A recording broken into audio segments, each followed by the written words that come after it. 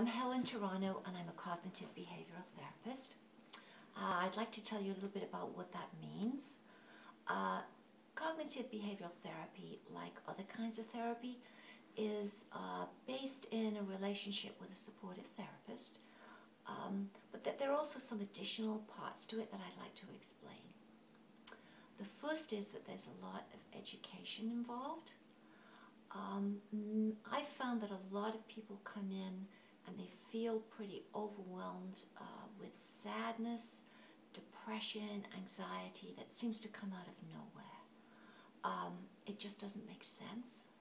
So the first thing we do is we figure out where these feelings are coming from. And we do this by, breaking down events.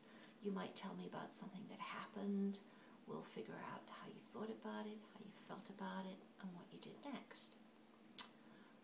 I will also teach you some skills for present focused awareness, which is also called mindfulness.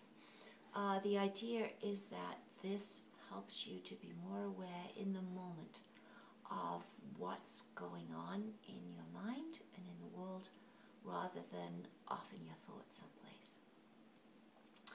So that's important. The next thing we do is we work on cognitive flexibility, which means that you may have a way of looking at a situation that's not the only way. My goal is not to teach you to be a Pollyanna who only looks at the positive, but to examine, could there be other realistic ways of interpreting the situation that would be more empowering for you.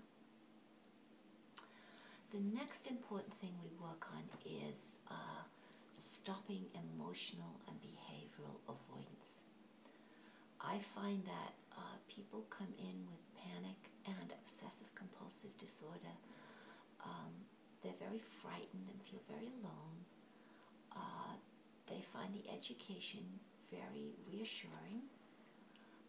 And what we do is we work to help them stop avoiding the thought or the behavior.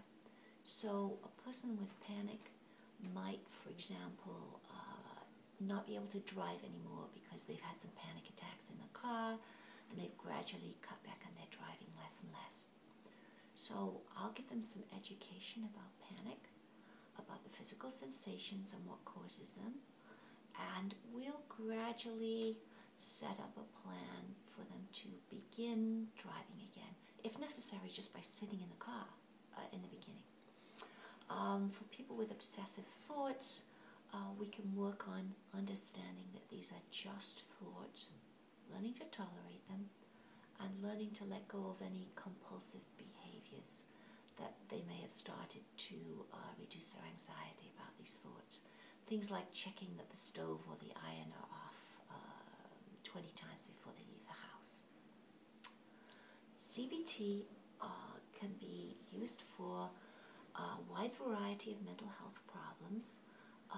I can treat other problems, including chronic pain, medical issues with anxiety-related components,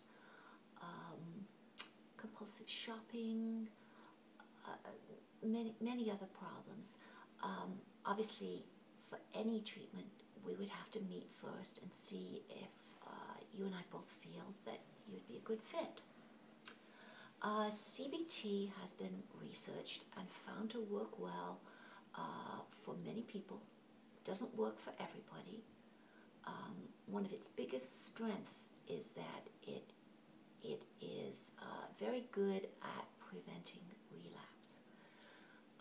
My goal is to work myself out of a job because I've taught you the skills that you need to prevent a recurrence. I try and make the process of therapy as transparent as possible so you understand what we're doing, and it's a fully collaborative process. I will ask you for feedback regularly.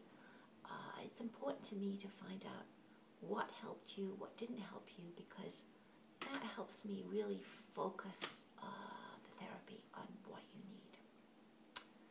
thank you for listening.